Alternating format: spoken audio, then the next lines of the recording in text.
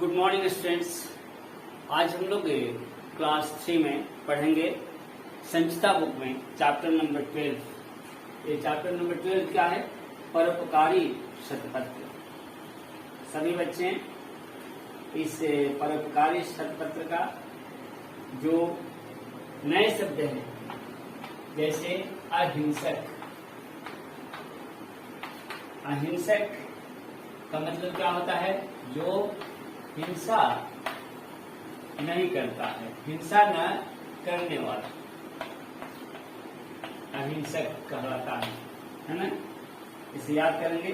परोपकारी, परोपकारी आपका हमारे चैप्टर का ही नाम है परोपकारी। परोपकारी का मतलब क्या किया है? दूसरों पर उपकार करने वाला, दूसरों पर उपकार करने वाला। इस प्रकार जो नए शब्द दिए गए हैं, दयालु मतलब दया करने वाला, उपकार का मतलब क्या होता है? भलाई, और कराहना का मतलब क्या होता है? दर्द से चिल्लाना। करेंगे, लर्न करेंगे इन सब मीनिंग्स को, नए शब्द को। आइए हम परोपकारी शतपत्र में देखते हैं क्या कि यह कहानी जो है क्या हमें सीख देती है। तो परोपकारी शतपत्र हमें कहानी यह सीख देती है कि हमें दूसरों पर क्या करना चाहिए? दूसरों का उपकार करना चाहिए। उपकार करने का मतलब क्या है? दूसरों की भलाई करना। अगर कोई कष्ट में है तो हमें भरसक उसके कष्टों के निवारण करने का प्रयास करना चाहिए, न कि उसका हंसी मजाक उड़ाना चाहिए, है ना। तो यह बात जो है वही कर सकता है जिसके अंदर फीलिंग्स होती है, जिसके अंदर भावना होती है ना, जिसके अंदर संवेदनशीलता होती है। जो व्यक्ति ज्यादा संवेदनशील होता है वह क्या होता है? बहुत जल्दी जो है दीन दुखियों के दुख को देख करके द्रवित हो जाता है। और जो थोड़ा सा कठोर होता है, कम संवेदनशील है, वह जो है क्या होता है? धीरे धीरे द्रवित होता है ना। तो सभी बच्चे पेज नंबर 90 को देखें, है ना। यह कहानी परोपकारी शतपत्र जो है भगवान बुद्ध से संबंधित है। भगवान बुद्ध कौन थे? तो भगवान बुद्ध जो है जिनका बचपन का नाम सिद्धार्थ था और इनका जन्म लुम्बिनी वन में हुआ था, है ना, आपका नेपाल में। और इनको ज्ञान की प्राप्ति आपका बोध गया में पीपल के वृक्ष के नीचे जो बिहार में पड़ता है वहीं पर हुआ था, है ना, उनको ज्ञान की प्राप्ति। तो यह है कहानी जो है उनको लेकर के है। आप कहिएगा उनको लेकर कैसे है? तो हम आपको अब ले जाना चाहते हैं उस जगह पर कि हमारा यह धारणा होता है, यह कंसेप्ट होता है कि हम यहाँ पर जो है करीब 84 लाख है योनि है। हमारा जीव जो है 84 लाख योनियों को क्या करता है? किसी भी जीव में हम जो है जा सकते हैं। हमारी आत्मा किसी भी जीव को धारण कर सकती है 84 लाख योनियों में। कभी गौतम बुद्ध क्या थे? तो पक्षी थे। धीरे धीरे हम जो है अच्छे कर्म करते जाते हैं और क्या होता है? हम अपने कर्मों के अनुसार जो है नेक्स्ट जन्म में क्या पाते हैं? अगला बर्थ पाते हैं, अगला जन्म पाते हैं, ऐसा कहा जाता है। और विज्ञान इसको नहीं मानता है, वो दूसरी बात है।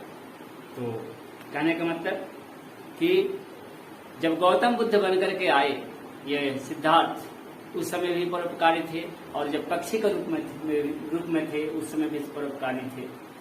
हमारी जो सोच होती है,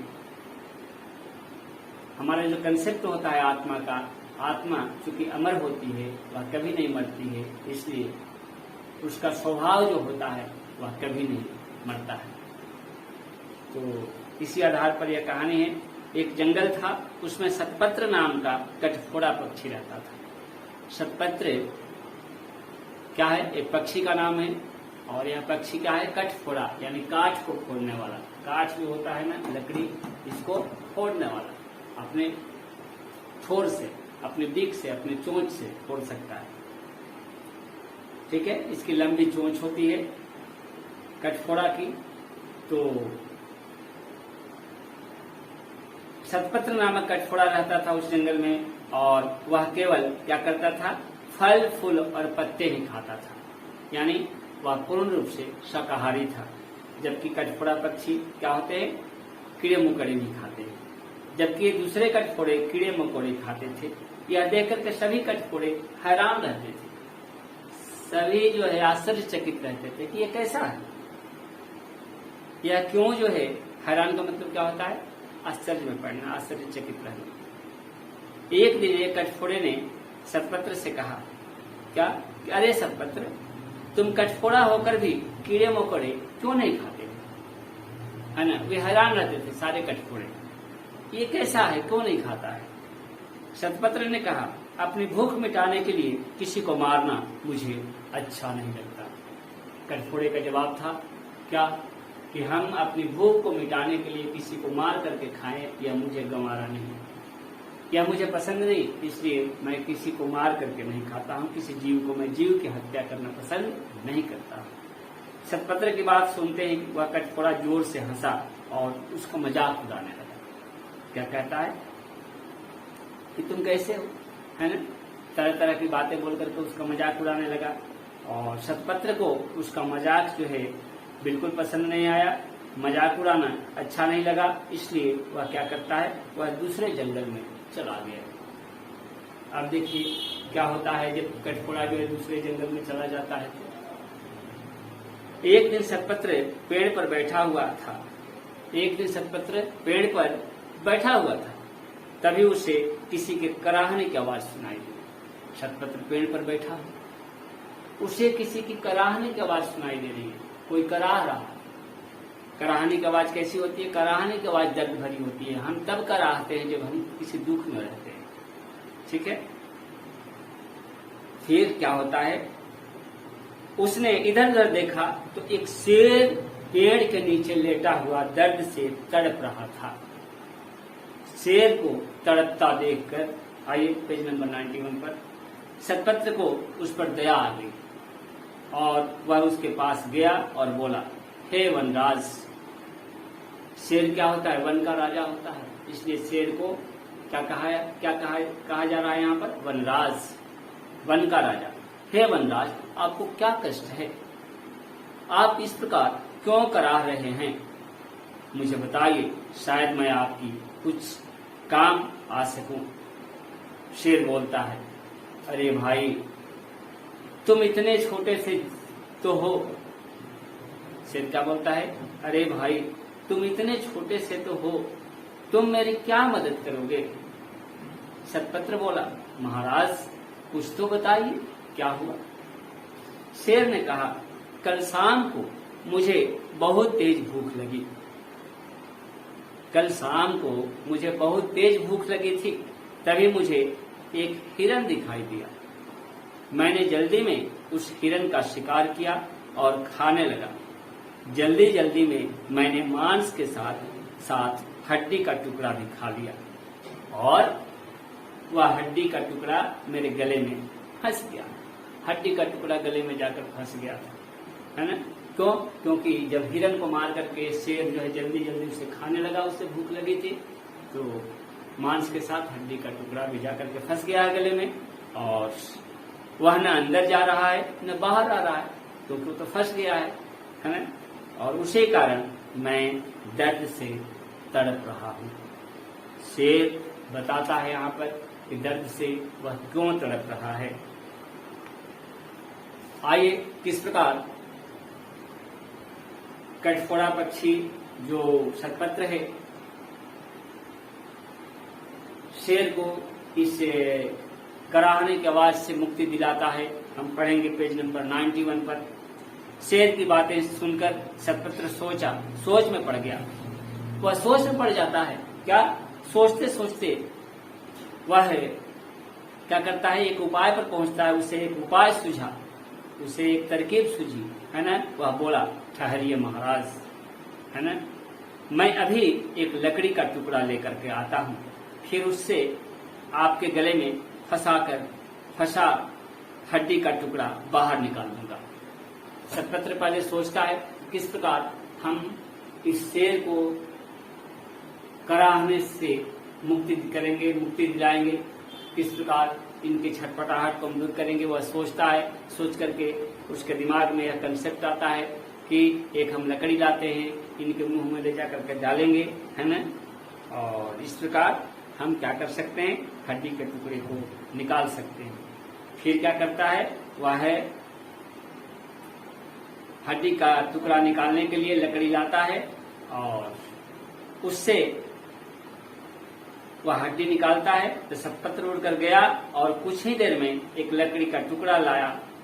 फिर उसने शेर से कहा, महाराज आप मुंह खोलिए, आप कीजिए आ, है ना। शेर जो है आ करता है और फिर क्या होता है, मैं यह लकड़ी का टुकड़ा जो आपके दांतों के बीच में फंसा दूंगा। दांत के बीच में वो फंसाता है लकड़ी का टुकड़ा शेर के, और फिर अपनी लंबी चोंच से हड्डी के टुकड़े को निकाल दिया, है ना।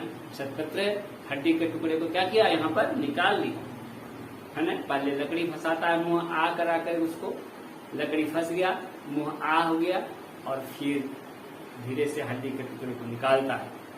शेर ने सतपत्र की बात मान ली। फिर सतपत्र शेर के मुंह में घुसा और उसने अपनी लंबी चोंच से हड्डी के टुकड़े को निकाल दिया।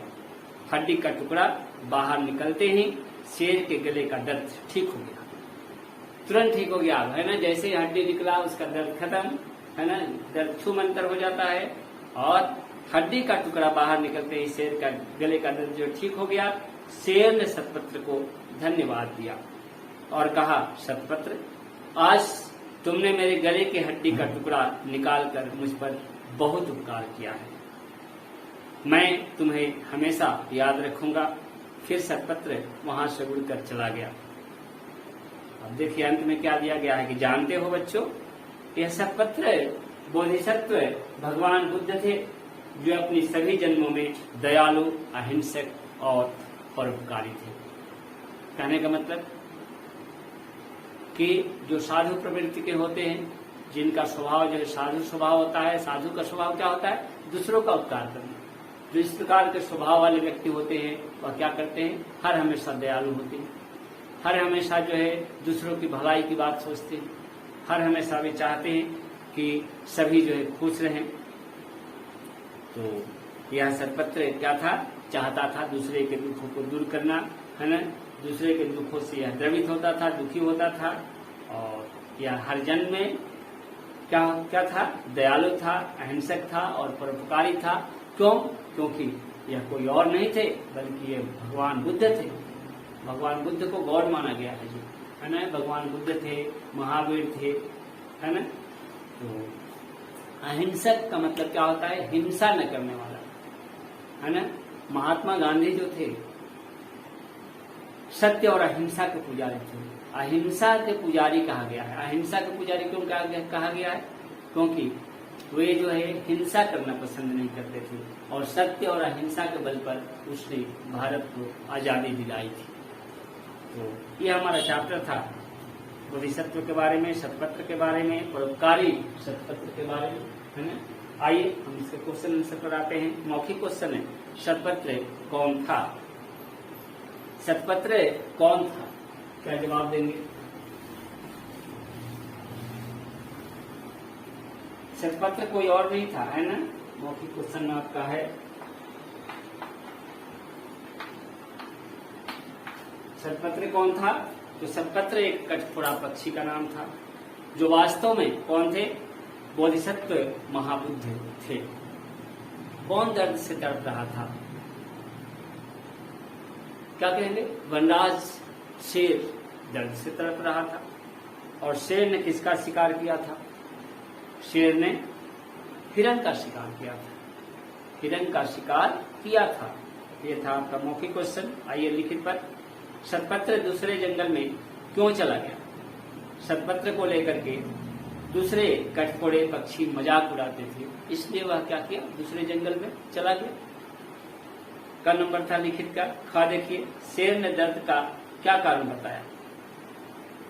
शेर ने दर्द का कारण क्या बताया था, एक हड्डी के टुकड़े को गले में फंस जाना बताया, है ना, कि एक हड्डी का टुकड़ा फंस गया है। सतपत्र क्या खाता था और क्यों। सतपत्र जो है केवल फल फूल और पत्ते खाता था, क्योंकि भूख मिटाने के लिए वह क्या करना चाहता था, किसी जीव को मारना नहीं चाहता था। उसे भूख मिटाने के लिए किसी जीव को मारना अच्छा नहीं लगता था। ठीक है, ये आपका क्वेश्चन हुए ग नंबर तक। आइए पेज नंबर 94 पर आते हैं और घ नंबर देखिए क्वेश्चन। सतपत्र ने शेर का दर्द किस प्रकार दूर किया। क्या बोलेंगे, क्या कैसे लिखेंगे इसको। सतपत्र ने अपने लंबे चोंच से शेर के मुंह में हड्डी का टुकड़ा निकालकर क्या किया, उन्हें दर्द से दूर किया। फिर से एक बार सुनिए। सतपत्र ने शेर का दर्द किस प्रकार दूर किया। क्या लिखेंगे कि सतपत्र ने अपने लंबे चोंच से शेर के मुंह से हड्डी का टुकड़ा निकालकर उसे दर्द से दूर किया। दर्द से दूर किया, ठीक है, क्या करके, तो शेर के मुंह से हड्डी का टुकड़ा निकालकर। अंगा नंबर क्वेश्चन, इस कहानी से क्या शिक्षा मिलती है। क्या शिक्षा मिली आपको, तो हमें हिंसा नहीं करनी चाहिए और हमें जो है अपने अंदर परोपकार की भावना रखनी चाहिए। ठीक है, हमें किसी का मजाक नहीं उड़ाना चाहिए। ये सारी बातें हमें इस कहानी से सीखने को मिलती है। तो ये था आपका क्वेश्चन लिखित। आते हैं पाठ में, ये वाक्य किसने कहे। का नंबर क्वेश्चन क्या है, तुम कठफोड़ा होकर भी कीड़े मकोड़े क्यों नहीं खाते हो। किसने कहे, क्वेश्चन क्या है, किसने कहे, क्यों नहीं खाते हो। तुम कठफोड़ा होकर भी कीड़े मकोड़े क्यों नहीं खाते हो। एक का आंसर लिखेंगे, एक कठफोड़े ने कहा, एक कठफोड़े ने। कल शाम को मुझे बहुत तेज भूख लगी थी। ख नंबर क्वेश्चन है, शाम को मुझे बहुत तेज भूख लगी थी, या किसने कहा था, शेर ने। ठीक है, तो ये था आपका क्वेश्चन आंसर। यहाँ पर है और हैं का प्रयोग करना है भाषा में। अगर एक वचन है, सब्जेक्ट करता, तो आप है लगाइए, और है मतलब बिना अनुस्वार का है, ये है। और अगर बहुवचन है तो है लगाइए जिस पर अनुस्वार। क्या करता, जैसे रोहित एक वचन है तो रोहित पुस्तक पढ़ रहा है, ऊपर वाला लगेगा, ये है ना, है। और बच्चे मैदान में खेल रहे हैं, क्योंकि बहुत सारे बच्चे हैं तो है लगेगा, है पर अनुस्वार। ठीक उसी प्रकार आप इस प्रकार क्यों कराह रहे हैं, है ना। आप, चूंकि हम किसको करते हैं, आप किसको कहते हैं, बड़ों को कहते हैं, सम्मान देते हैं, इसलिए आपके साथ है रहेगा अनुस्वार। सोहन और रमा पाठशाला जा रहे हैं, दो है यहाँ पर करता, इसलिए है पर अनुस्वार। और मेरे गले में हड्डी का टुकड़ा फंस गया है। ठीक है, नीचे के वाक्य को ठीक करके लिखना है। ठीक है, मुझे एक हिरन दिखाई दी, मुझे एक हिरन दिखाई दिया, आप ठीक करके लिखेंगे। हड्डी का टुकड़ा मेरे गले में फंस गई है, हड्डी का टुकड़ा मेरे गले में फंस गया है, सही होगा। उसे किसी के कराहने की आवाज सुनाई दी, उसे किसी के कराहने की आवाज सुनाई दी, है ना, दिया नहीं, दी। कल शाम को मुझे बहुत तेज भूख लगा था, भूख स्त्रीलिंग शब्द है, इसलिए कल शाम को मुझे बहुत तेज भूख लगी थी, हो गया। तो ये था आपका क्वेश्चन आंसर यहाँ तक, है ना। भाषा की बात का भी ये बहुवचन लिखना है, वचन बदलना है। पत्ता का पत्ते हो जाएगा, कीड़ा का कीड़े, टुकड़ा का टुकड़े, लड़का का लड़के, हड्डी का हड्डियां। ठीक है, पत्ती का पत्तियां, है ना, ये सब हर्षिकार हो जाएगा। जैसे पत्ती आपका दीर्घिकार है ना, तो हमें पत्तियां जब होगा तो हर्षिकार हो जाएगा, है ना। ये है आपके कुछ शब्द, ठीक है। और लकड़ी, लकड़ी, लकड़ी का बहुवचन लकड़ियां, राव हर्षिकार हो जाएगा, यम आकार ऊपर से बिंदु, ठीक है। तो ये था आपका क्वेश्चन आंसर, हम लोग क्वेश्चन आंसर भी किए। और फिर हम लोग नेक्स्ट डे मिलते हैं अगले चैप्टर के साथ, है ना। शायद मैं समझता हूं कि हम लोग यूनिट टेस्ट सेकंड का चैप्टर यहीं तक होगा, है ना, समाप्त किए, है ना। फिर हम लोग मिलेंगे अगले फाइनल एग्जाम के लिए। धन्यवाद।